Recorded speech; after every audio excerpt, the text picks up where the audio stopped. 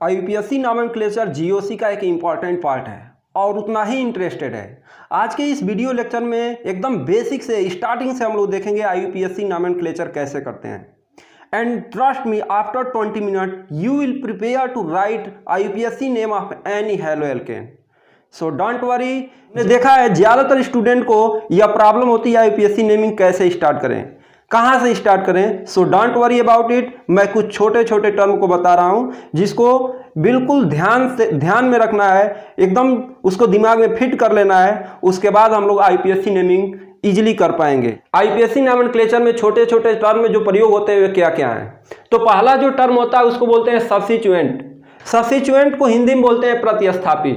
प्रतिस्थापी क्या होता है, यदि कोई भी हमारे पास कंपाउंड है, जैसे एक कंपाउंड है हमारे पास, तो इस कंपाउंड में जो कार्बन की लंबी श्रृंखला होती है उसके बाहर जो जुड़ा हुआ कार्बन होता है उसको बोलते हैं सब्स्टिट्यूएंट, प्रतिस्थापी बोलते हैं। और वह प्रतिस्थापी कैसे भी हो सकता है, हैलोजन ग्रुप से भी हो सकता है, कोई हमारा एल्किल ग्रुप भी हो सकता है और एल्काक्सी ग्रुप भी हो सकता है। ऐसे हमारे पास एल्कोहल ग्रुप हो सकता है, एल्डिहाइड ग्रुप हो सकता है, कुछ भी हो सकता है। तो हम लोग उस प्रतिस्थापी को पहचानेंगे। जैसे देखिए, जैसे एल्किल है, एल्किल को R से प्रदर्शित करते हैं और इसका सामान्य सूत्र होता है CnH2n+1।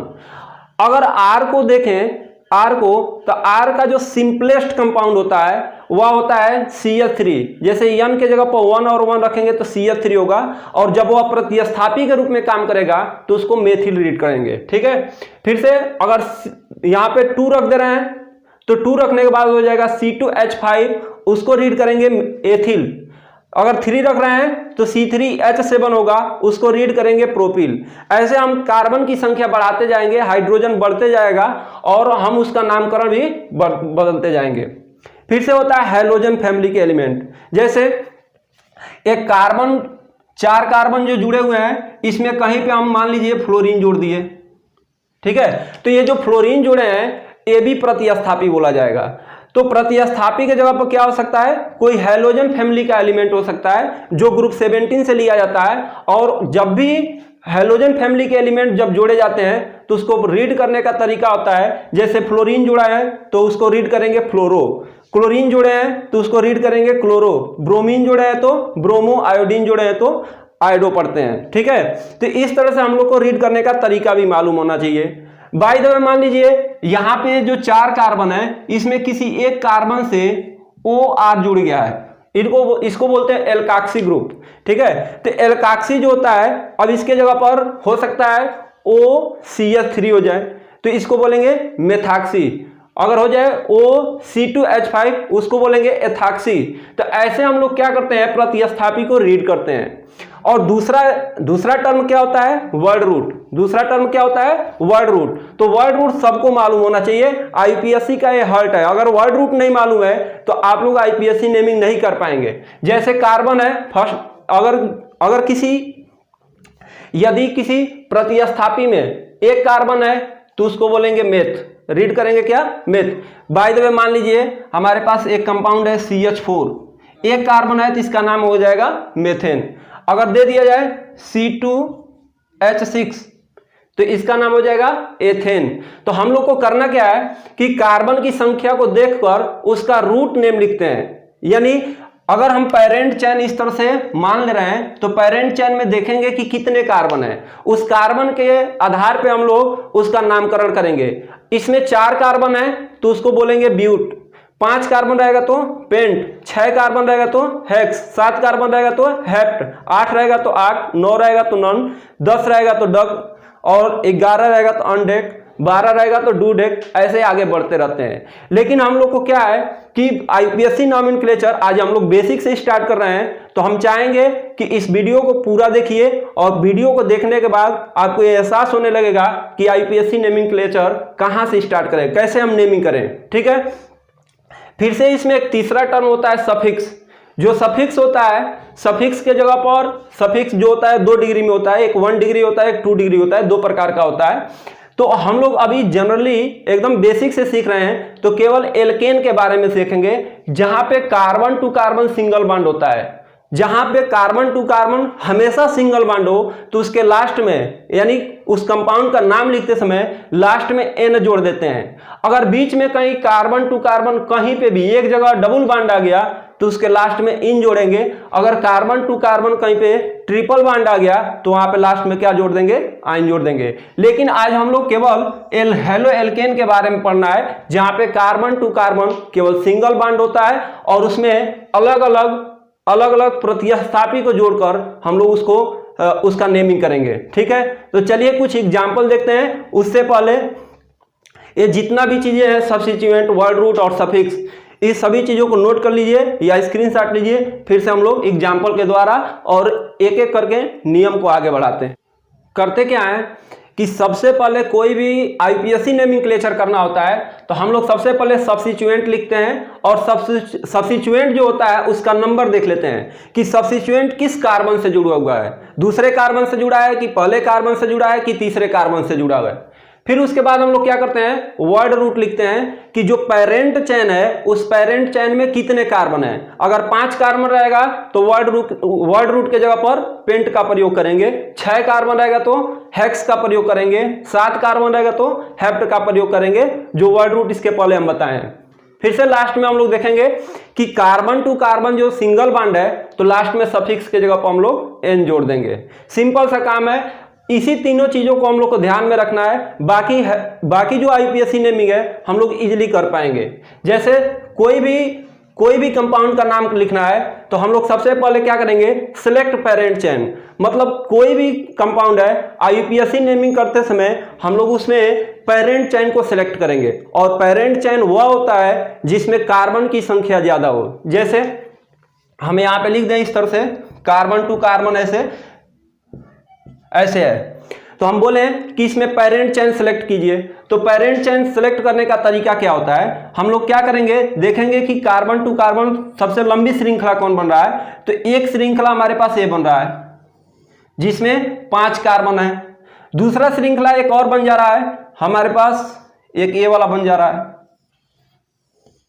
ठीक है, तो 2 श्रृंखला बन रहा है। तो अगर दोनों श्रृंखला जो बन रहा है, दोनों श्रृंखला में कार्बन की संख्या बराबर है तो हम किसी को भी पेरेंट चेन मान सकते हैं। या तो ए यल टाइप का दिखाई दे रहा है इसको मान ले, या तो जो स्ट्रेट दिखाई दे रहा है इसको मान ले।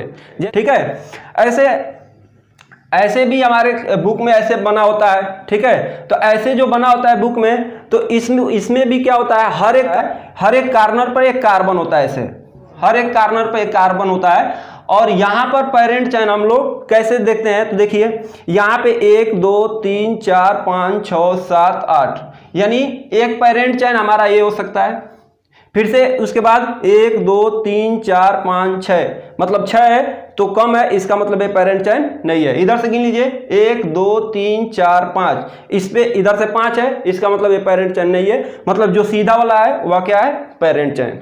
तो हमको कभी भी आईपीएससी नोमेनक्लेचर करना होता है तो हम कंपाउंड में सबसे पहले सिलेक्ट करते हैं कि पेरेंट चेन क्या है। और पेरेंट चेन वह होता है जिसमें कार्बन की संख्या ज्यादा होती है।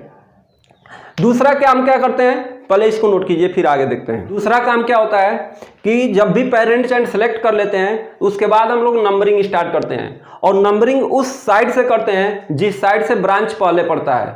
जैसे देखिए एक एग्जांपल है, इसमें हम क्या करेंगे, पहले पेरेंट सबसे लॉन्गेस्ट कार्बन की चेन को देखेंगे। तो लॉन्गेस्ट कार्बन की चेन क्या हो जाएगी, ये सीधा पहले देख लेते हैं, 1 2 3 4 5 6, 1 2 3 4 5 6 दोनों तरीका सही है। तो हम लोग कोई भी एक पेरेंट चेन बना लेंगे। हम इसको पेरेंट चेन बना ले रहे हैं। अब हम नंबरिंग स्टार्ट करेंगे। तो नंबरिंग कहां से स्टार्ट करें, इस साइड से करें या इस साइड से। तो ये डिसाइड ये करता है कि ये जो हमारे पास सब्स्टिट्यूएंट आ रहा है ये कहां से पहले पड़ रहा है। जैसे इस कार्बन से नंबरिंग करेंगे तो ये हो जाएगा 1 2 3 4 5 6। इस साइड से करेंगे तो 1 2 3 4 5 6। तो यहां पे देखिए जो नंबरिंग कर रहे हैं अगर इस साइड से कर रहे हैं तो चौथे नंबर पर सब्स्टिट्यूएंट आ रहा है, अगर इधर से कर रहे हैं तो तीसरे नंबर पे आ रहा है। इसका मतलब ये जो नीचे वाला तरीका है वह गलत है, ऊपर वाला क्या है, सही है। तो हम लोग का सबसे इंपॉर्टेंट वर्क क्या होता है, सबसे पहले लॉन्गेस्ट कार्बन चेन को सर्च करते हैं और उसके बाद नंबरिंग करते हैं। तो नंबरिंग कहां से करते हैं, जहां से हमारा सब्स्टिट्यूएंट नजदीक पड़े। ठीक है, इसमें फिर से हम लोग क्या करेंगे, कार्बन की एक लंबी श्रृंखला सर्च करेंगे। तो देखिए 1 2 3 4 5, यहाँ पे 5 कार्बन पड़ रहा है। 1 2 3 4 5 6, यानी इस तरह से चल रहे हैं तो 6 कार्बन पड़ रहा है। 1 2 3 4 5 6 7 8, मतलब ऐसे आ रहे हैं तो 8 पड़ रहा है। तो सबसे पहले हम लोग करेंगे क्या, कार्बन के सबसे लॉन्गेस्ट चेन को हम लोग सर्च करेंगे। तो कार्बन की सबसे लॉन्गेस्ट चेन ये हो जाएगी इधर से। ठीक है, उसके बाद जो बच जा रहा है उसको सब्स्टिट्यूएंट कहेंगे। अब दूसरा बात क्या आता है, कैसे हम लोग काउंटिंग करें, यहां से काउंटिंग करें या इधर से काउंटिंग करें। तो काउंटिंग करेंगे तो देखेंगे सब्स्टिट्यूएंट कहां से पहले पड़ रहा है। यहां से काउंटिंग करेंगे तो 1 2 3 4 5 6 7 8, इधर से कर रहे हैं तो 5वें नंबर के कार्बन से सब्स्टिट्यूएंट मिला हुआ है। इधर से करेंगे तो 1 2 3 4 5 6 7 8, इधर से कर रहे हैं तो चौथे नंबर से। मतलब ये वाला तरीका सही है और ये वाला तरीका क्या है, गलत है। तो हम लोग काउंटिंग किए तो जहां से सब्स्टिट्यूएंट पहले पड़ गया वह नंबरिंग सही है, अदरवाइज जहां से सब्स्टिट्यूएंट दूर पड़ेगा वह नंबरिंग क्या हो जाएगा, गलत हो जाएगा। तो सबसे पहला काम क्या है कि हम लोग कार्बन की लॉन्गेस्ट चेन को सर्च करेंगे। दूसरा काम क्या है, हम लोग नंबरिंग करेंगे और नंबरिंग उस तरफ से करते हैं जहां से सब्स्टिट्यूएंट पहले पड़े। अगर किसी कंडीशन में जैसे यहां पे देखिए, अगर किसी कंडीशन में दोनों तरफ से काउंटिंग कर रहे हैं 1 2 3 4 5, इस तरह से काउंटिंग कर रहे हैं तो तीसरे नंबर पे सब्स्टिट्यूएंट पड़ रहा है। इधर से काउंटिंग कर रहे हैं तो तीसरे नंबर पे पड़ रहा है। इसका मतलब अगर दोनों ही तरफ से तीसरे नंबर पे पड़ रहा है तो दोनों ही नंबरिंग सही है। दोनों नंबरिंग सही है, किधर से भी नंबरिंग कर सकते हैं। तो अगर जो सब्स्टिट्यूएंट दोनों तरफ से सेम प्लेस पे पड़े तो नंबरिंग दोनों सही है। अगर जो दोनों तरफ से सेम प्लेस पे ना पड़े तो जहां से जल्दी पड़ेगा वह नंबरिंग सही माना जाता है, जैसे इन दोनों एग्जाम्पल में बताया गया है। ठीक है, तो नंबरिंग करने का यह तरीका आना चाहिए। अगला रूल देखने से पहले हम लोग कुछ एग्जाम्पल देख लेते हैं, कैसे हम लोग जो भी 2 रूल पढ़े हैं उसको कैसे हम लोग अप्लाई करें। जैसे ये पहला एग्जाम्पल है और इसमें 5 कार्बन स्ट्रेट लाइन में है। तो हम लोग करेंगे क्या, सबसे पहला काम कार्बन की लॉन्गेस्ट चेन को सर्च करेंगे और कार्बन की जो लॉन्गेस्ट चेन होती है उसको बोलते हैं पेरेंट चेन। इसमें देखिए कार्बन की जो लॉन्गेस्ट चेन है इसमें 5 कार्बन है और यहां से नंबरिंग करेंगे तो नंबरिंग करेंगे तो दोनों साइड से देख लेंगे तो देख रहे हैं कि नंबरिंग करेंगे तो ये जो सब्स्टिट्यूएंट है दोनों तरीके से सेम प्लेस पे आ रहा है, तो दोनों में कोई भी तरीका हम लोग अपना सकते हैं। ठीक है, यहाँ पे 5 कार्बन हो गए पेरेंट चेन में। तो जब भी इसका नाम लिखना होता है तो हम लोग क्या करते हैं, नेमिंग के लिए सबसे पहला काम लिखना होता है सब्स्टिट्यूएंट, और सब्स्टिट्यूएंट को कभी भी लिखते हैं तो हम लोग नंबर के साथ लिखते हैं। यहाँ पे हम पहले ही ब्रैकेट में लिख दिए हैं कि सबसे पहले सब्स्टिट्यूएंट लिखेंगे, फिर वर्ड रूट लिखेंगे, फिर सफिक्स लिखेंगे। तो इसमें सब्स्टिट्यूएंट क्या है, ये वाला कार्बन है और एक कार्बन है। तो एक कार्बन जो होता है उस सब्स्टिट्यूएंट का नाम बताए थे मेथिल, शुरू में ही बताए थे। तो ये हो जाएगा मेथिल। लेकिन ये मेथिल किस कार्बन से जुड़ा हुआ है, तीसरे कार्बन से, तो लिखेंगे 3 मेथिल। और 5 कार्बन है पेरेंट चेन में, तो 5 कार्बन हो जाएगा तो रूट नेम क्या हो जाएगा, पेंट। 5 कार्बन है तो पेंट। और सफिक्स क्या प्रयोग करेंगे, सभी कार्बन टू कार्बन क्या है, सिंगल बॉन्ड है, तो सफिक्स के लिए प्रयोग करेंगे एन। तो ये हो जाएगा 3 मेथिल पेंटेन। इसका आईपीएससी नेमिंग हो जाएगा 3 मेथिल पेंटेन। दूसरा एग्जांपल देखिए, इसमें कार्बन की लॉन्गेस्ट चेन को सर्च करेंगे। ये कार्बन की लॉन्गेस्ट चेन क्या हो जाएगी, तो देखिए 1 2 3 4 5, स्ट्रेट में जाने पर 5 पड़ रहा है। 1 2 3 4 5 6, ऐसे आने पर 6 हो रहा है। 1 2 3 4 5 6 7 8, इस तरह से आने पर 8 हो रहा है। तो कार्बन का जो लॉन्गेस्ट चेन है ये वाला है, इसमें 8 कार्बन हो गए। अब नंबरिंग करेंगे तो देखेंगे किधर से ये सब्स्टिट्यूएंट पहले पड़ रहा है। तो इधर से नंबरिंग करेंगे तो 1 2 3 4 चौथे नंबर पे, इधर से 1 2 3 4 5 पांचवें नंबर पे। मतलब ये वाला तरीका सही है, 1 2 3 4 5 6 7 8। यानी यहां से नंबरिंग करेंगे तो चौथे नंबर पे पड़ रहा है, तो चौथे नंबर पे पड़ रहा है, ए नंबरिंग सही हो गया। तो सबसे पहला काम हम लोग का क्या है कि पेरेंट चेन देखे फिर नंबरिंग किए। अब हम लोग इसका आईयूपीएसी नेमिंग करेंगे। आईयूपीएसी नेमिंग बहुत इजी है, हम अभी बताए हैं। सबसे पहले सब्स्टिट्यूएंट लिखेंगे, एक कार्बन है तो सब्स्टिट्यूएंट क्या हो जाएगा, मेथिल। क्या हो जाएगा, मेथिल। और मेथिल देखेंगे जो सब्स्टिट्यूएंट है किस कार्बन से जुड़ा हुआ है, तो चौथे कार्बन से जुड़ा हुआ है, इसीलिए लिखेंगे 4 मेथिल। फिर वर्ड रूट लिखेंगे, तो पेरेंट चेन में कितने कार्बन है, 8, तो ये हो जाएगा 8 वर्ड रूट हो गया। और सफिक्स क्या प्रयोग करेंगे, तो कार्बन टू कार्बन हमें हर जगह क्या है, सिंगल बॉन्ड है, इसीलिए सफिक्स का प्रयोग करेंगे एन, तो ये हो जाएगा ऑक्टेन। तो इसका नाम हो जाएगा 4 मेथिल ऑक्टेन। ऐसे इसका देखिए, इसमें सबसे पहले हम लोग क्या करेंगे, पेरेंट चेन सर्च करेंगे।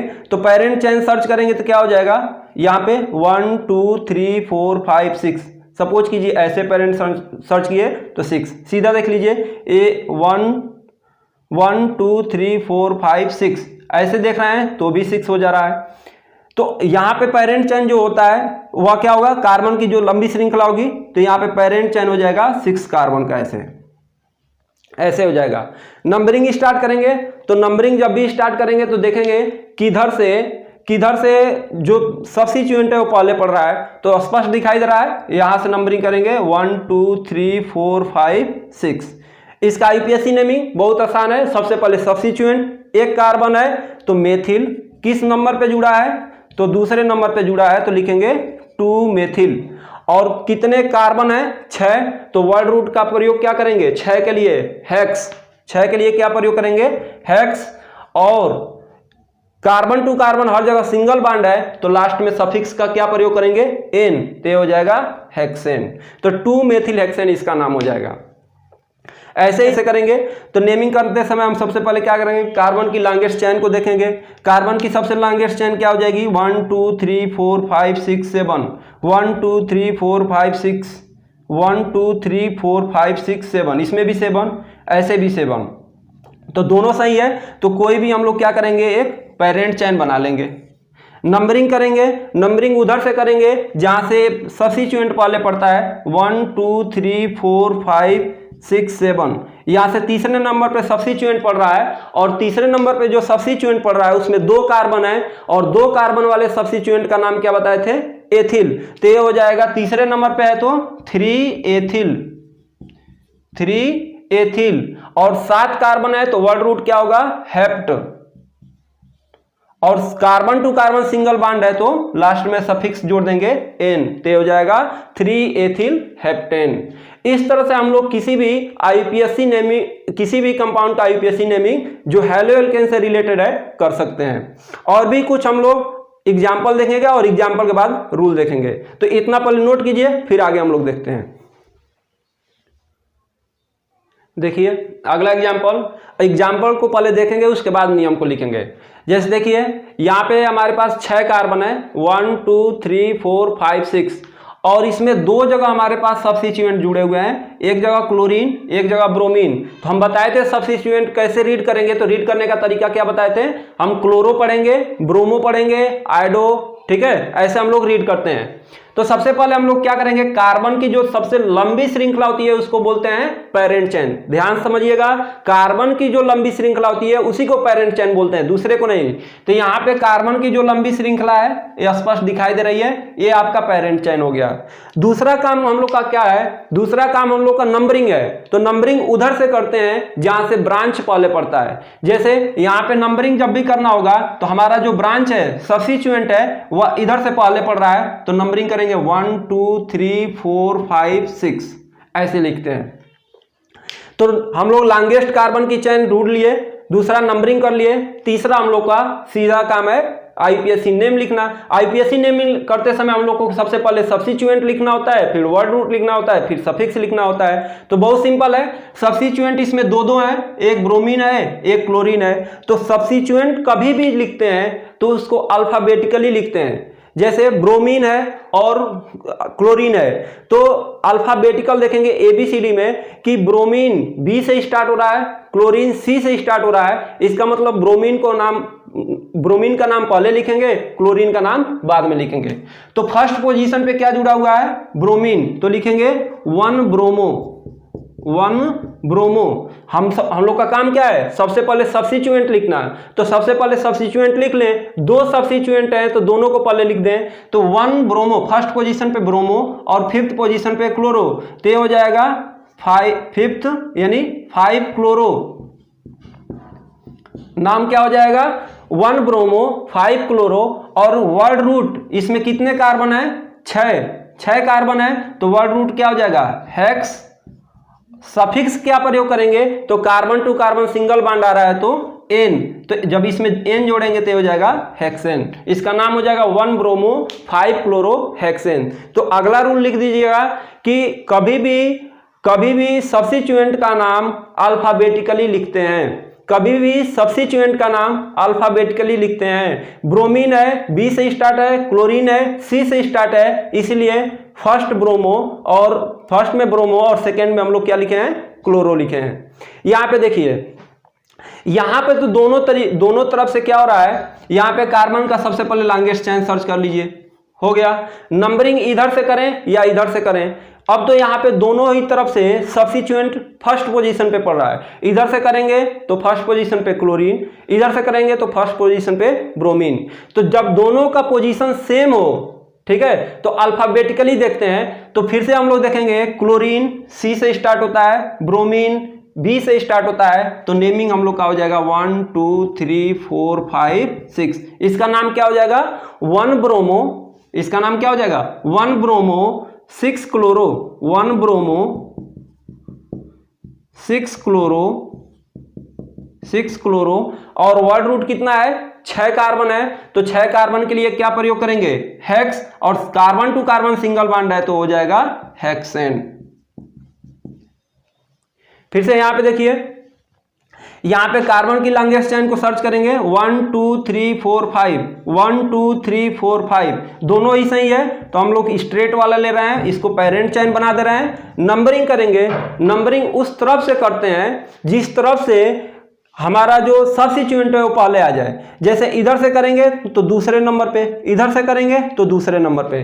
अगर दोनों तरफ से सेम आ जाता है तो अभी बताएं, अल्फाबेटिकली देखते हैं। जैसे यहाँ पे सब्स्टिट्यूएंट है, इसका नाम मेथिल है, यहाँ पे सब्स्टिट्यूएंट है, इसका नाम क्लोरो है। इसका मतलब ये हुआ कि ये सी से स्टार्ट हो रहा है, यम से स्टार्ट हो रहा है, तो सी अल्फाबेटिकली पहले आता है, इसीलिए यहाँ से नंबरिंग करेंगे 1 2 3 4 5। और इसका नाम क्या हो जाएगा, 2 क्लोरो 4 मेथिल। और वर्ड रूट कितने कार्बन है पेरेंट चेन में, 5, तो हो जाएगा पेंट। और carbon to carbon single bond है तो लास्ट में जोड़ देंगे एन, तो हो जाएगा 2 क्लोरो 4 मेथिल पेंटेन। इस तरह से हम लोग क्या करते हैं, किसी भी IUPAC नेमिंग को आगे करते रहते हैं। आगे इसके बहुत सभी रूल हैं, उन सभी रूल को एक एक करके देखते रहेंगे। वीडियो लंबा ना हो इसलिए यहीं पे इस वीडियो को स्टॉप कर रहे हैं। आगे हम अगले वीडियो में अगले रूल को देखेंगे, ठीक है। तो चलिए नोट कीजिए, फिर मिलते हैं अगले वीडियो में।